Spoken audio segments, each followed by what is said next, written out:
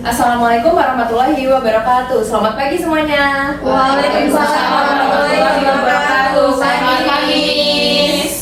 Baik, sebelum kita memulai pembelajaran pada pagi hari ini, ada baiknya kita berdoa kepada Allah Subhanahu wa taala supaya pembelajaran kita diberkahi dan diberikan kelancaran. Kepada ketua kelas, silakan dipimpin untuk berdoa. Baik, Miss. Marilah teman-teman sebelum kita mulai pembelajaran hari ini berdoa menurut agama dan kepercayaannya masing-masing. Berdoa mulai.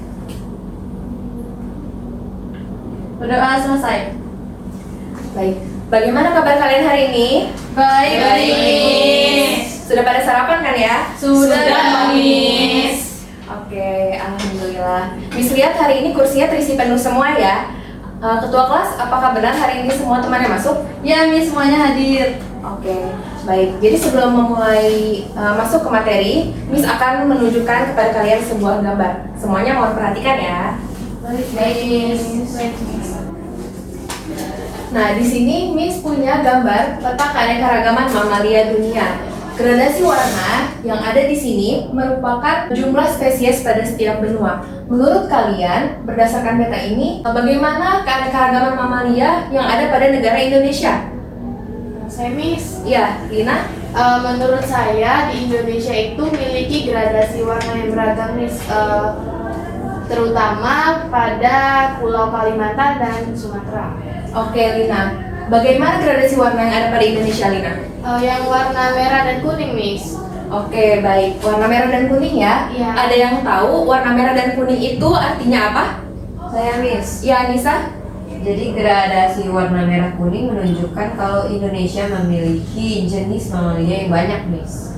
Oke, bagus. Nah, selanjutnya, menurut kalian negara mana berdasarkan peta ini yang memiliki keanekaragaman yang serupa dengan negara Indonesia? Saya, Miss. Baik, Sally? Dilihat dari gradasi warnanya sih sepertinya Brazil dan Afrika, Miss. Oke, benar ya Sally. Brazil dan Afrika memiliki warna yang serupa dengan Indonesia, yaitu warna merah dan kuning. Itu artinya keanekaragaman mamalianya memiliki jumlah yang banyak. Oke, baiklah. Menurut kalian, apakah mamalia yang ada di negara Indonesia sama dengan mamalia yang ada di negara Afrika? Ada yang sama dan beda, Miss. Oke, ada yang sama, ada yang beda. Kalau begitu, coba sebutkan mamalia apa saja yang ada di Indonesia dan ada di Afrika. Saya Miss. Coba Yana. Izin mencoba menjawab, Miss. Setahu saya yang ada di Indonesia dan Afrika itu ada singa, Singa, jerapah, jerapah, dan zebra. dan zebra. Oke, bagus. Ada yang lain? Saya Miss. Iya, Nisa. Jadi ada kuda nil, Nil, badak, badak, tapir, tapir, dan gajah. dan gajah. Baiklah, jadi kalian sudah mengetahui ya jenis-jenis mamalia yang ada di Indonesia dan ada di Afrika. Nah, salah satu mamalia yang sama adalah gajah. Terdapat gajah Asia dan gajah Afrika. Namun, jika diperhatikan dengan seksama, kedua jenis gajah tersebut sebenarnya masih memiliki perbedaan. Nah, perbedaan di antara persamaan tersebut dapat kita sebut dengan titik-titik yang akan menjadi judul materi kita pada hari ini. Ada yang tahu? Biodiversitas, Miss. Iya, benar. Jadi hari ini kita akan belajar tentang biodiversitas atau keanekaragaman hayati ya. Nah, setelah mengikuti pembelajaran pada hari ini, kalian diharapkan yang pertama dapat mengetahui perbedaan keanekaragaman hayati pada tingkat gen, jenis, dan ekosistem. Kemudian yang kedua, setelah Miss berikan penugasan nanti, kalian diharapkan dapat mengetahui keanekaragaman hayati yang ada di Indonesia dan dapat mengidentifikasi masalah-masalah keanekaragaman hayati yang ada di Indonesia. Nah, sebelum membahas terlebih lanjut tentang biodiversitas atau keanekaragaman hayati, Miss ingin kalian mengerjakan LKPD terlebih dahulu. Tetapi sebelum mengerjakan LKPD, Miss akan membagi kalian menjadi dua kelompok. Kelompok pertama terdiri dari Sally, Anissa Murtaja, dan juga Diana. Dan kelompok kedua terdiri dari Yona dan juga Lina. Nah, Miss bagikan ya LKPD-nya.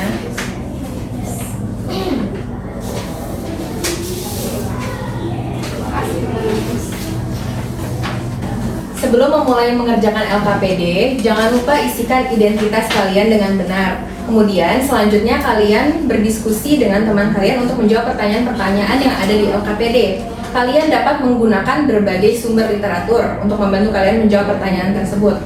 Nah, terdapat 2 kegiatan ya di LKPD ini. Perhatikan perintah pada setiap kegiatan. Waktu pengerjaan 10 menit dan nanti di akhir kita akan melakukan presentasi. Nah, dari sini ada yang ingin bertanya? Cukup, Oke, kalau begitu silakan dikerjakan LKPD-nya. Baik, Miss.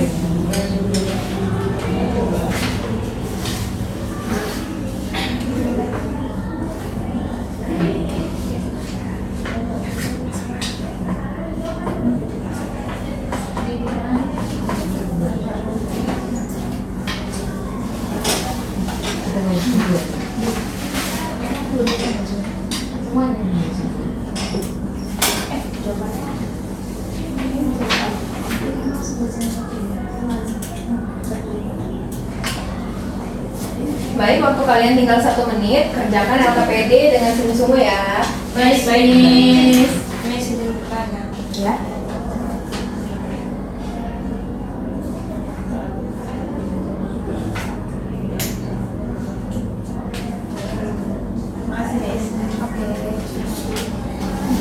Baik, waktu mengerjakan LKPD habis, tidak ada yang menulis lagi, silakan kumpulkan LKPD-nya ke depan.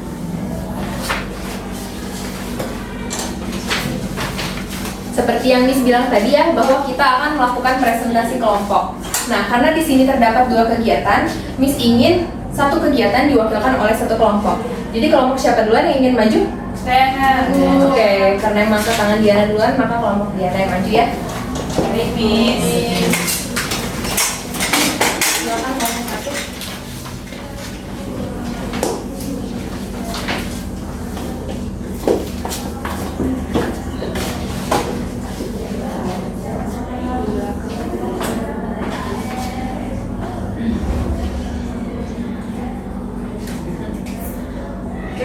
Assalamualaikum warahmatullahi wabarakatuh. Waalaikumsalam warahmatullahi wabarakatuh. Kami dari kelompok 1 akan mempresentasikan tentang hasil kerja kami. Sebelumnya perkenalkan, nama saya Anissa Murtaja, kemudian Saya Diana Yosita. Saya Sering Disari. oke, langsung saja.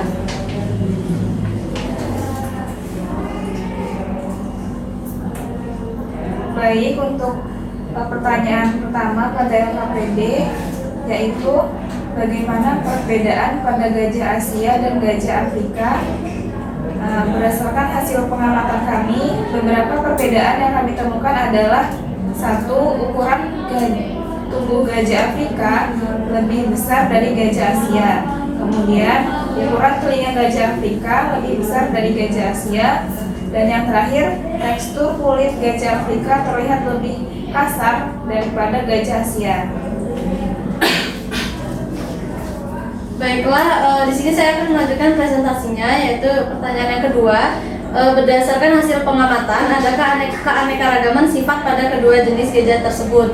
Menurut kami, terdapat keanekaragaman sifat pada kedua jenis gajah tersebut. Lalu pertanyaan selanjutnya, termasuk ke dalam keanekaragaman tingkat apakah kedua jenis gajah tersebut? Kami menjawab di sini yaitu keanekaragaman tingkat gen. Lalu pertanyaan yang ketiga yaitu menurutmu apakah yang menyebabkan adanya keanekaragaman tingkat tersebut? Dan kami menjawab yaitu dikarenakan terdapat variasi genetik dan kondisi lingkungan atau habitat. Oke, sekian dari presentasi dari kami. Kami akhiri. Wassalamualaikum warahmatullahi wabarakatuh. Waalaikumsalam warahmatullahi wabarakatuh. Baiklah, terima kasih kepada kelompok pertama yang telah mempresentasikan LKPD-nya dengan baik. Kita beri aplaus ya untuk kelompok 1. Baik, selanjutnya kegiatan 2 akan dipresentasikan oleh kelompok 2. Silakan kelompok 2. Ayo nih.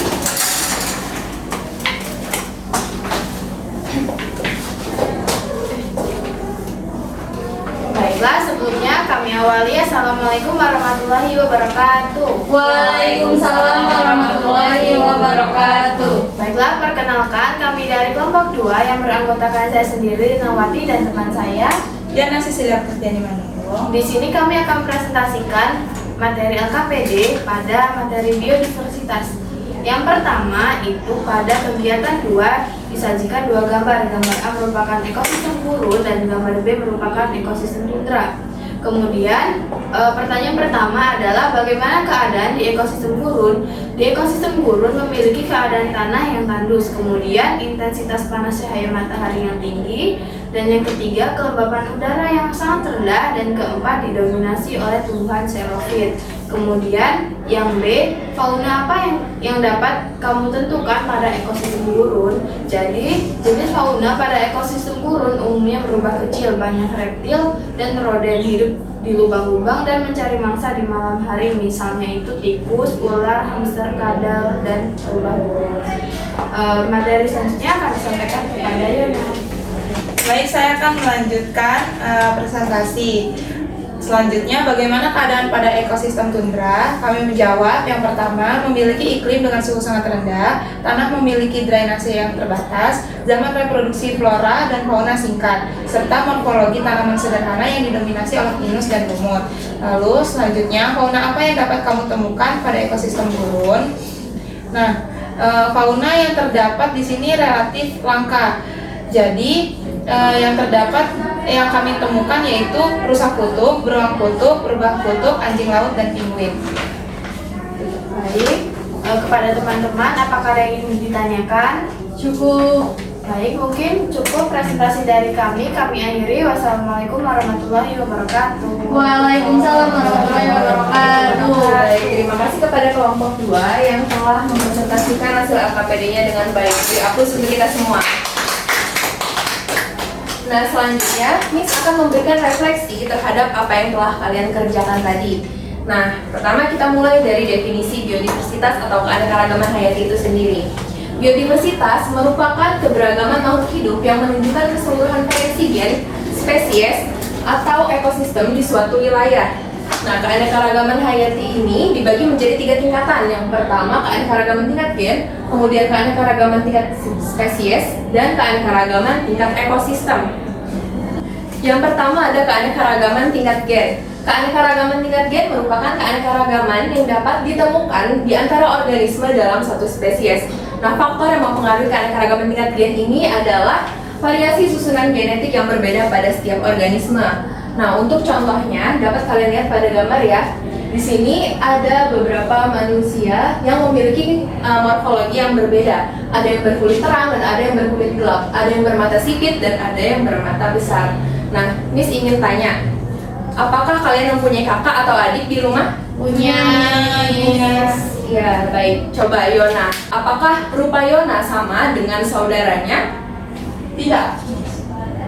Bagaimana rupa saudara Yona? Dia lebih sipit, Oh, lebih sipit. Kemudian bagaimana dengan kulitnya? lebih putih. Saya lebih cenderung gelap. Ya, baik. Nah, jadi terbukti ya bahwa meskipun Yona dan saudaranya sama-sama merupakan Homo sapiens, tetapi mereka memiliki perbedaan karena mereka memiliki variasi susunan genetik yang berbeda.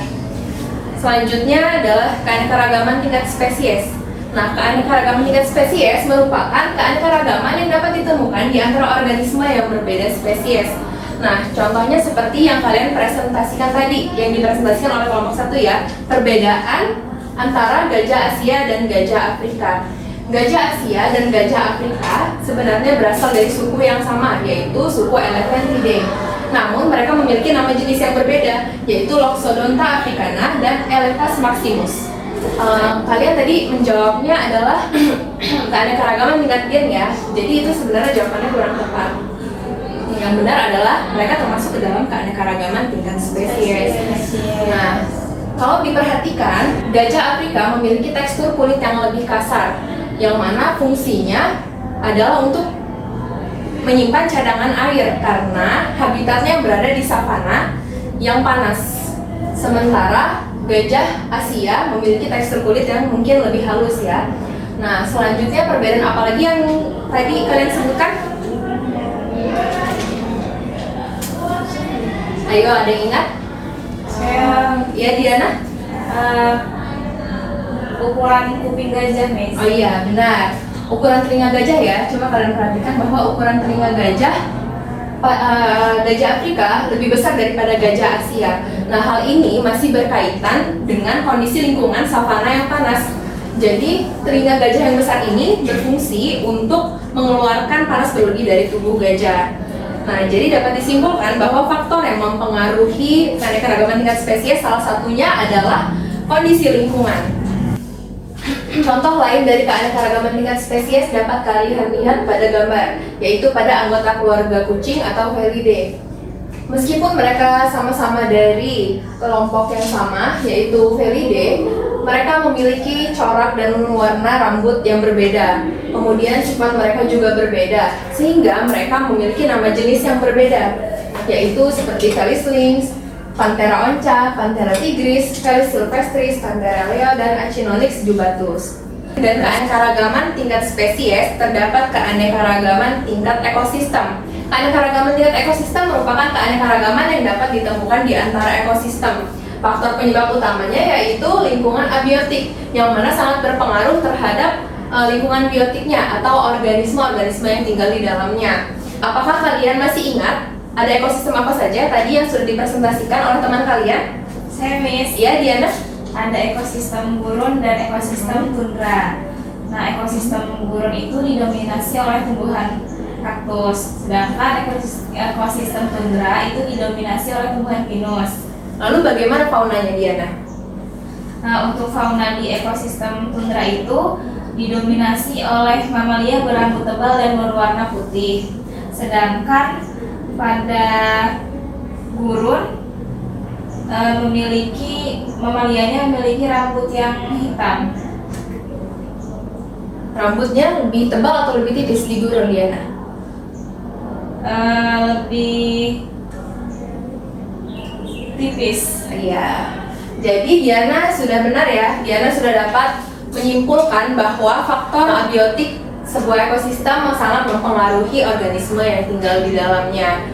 Selain itu, semakin jauh jarak suatu ekosistem, misalnya dari kutub ke hutan hujan tropis, maka semakin besar perbedaan faktor-faktor abiotiknya, sehingga organisme-organisme yang ada di dalamnya juga semakin berbeda, meskipun mereka sama-sama merupakan ekosistem darat atau ekosistem laut, gitu ya.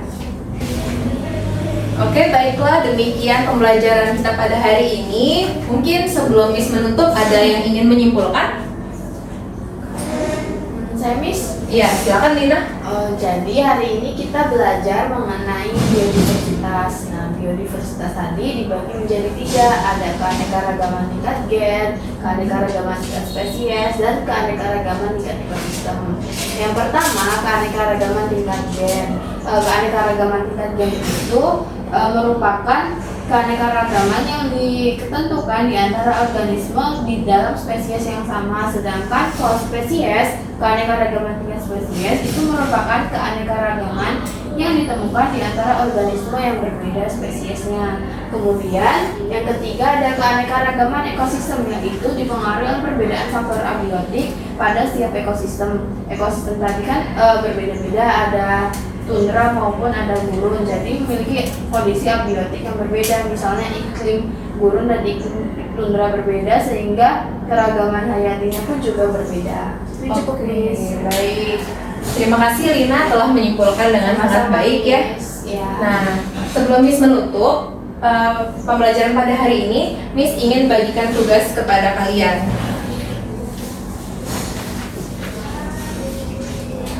Jadi, Miss akan membagikan tugas kepada kalian berupa study case mengenai ancaman keanekaragaman hayati yang ada di Indonesia. Nah, semua langkah-langkah pengerjaannya sudah Miss tulis di dalam LKPD tugas. Kemudian nanti minggu depan kalian presentasikan melalui slide PPT ya. Baik. Nanti LKPD dikumpulkan kembali. Nah, ada yang ingin bertanya? Cukup, Miss. Oke, kalau begitu Ketua kelas silakan untuk dipimpin doanya. Baiklah, untuk mengakhiri kegiatan pembelajaran kita pada pagi hari ini, berdoa menurut agama masing-masing. Berdoa mulai. Berdoa selesai.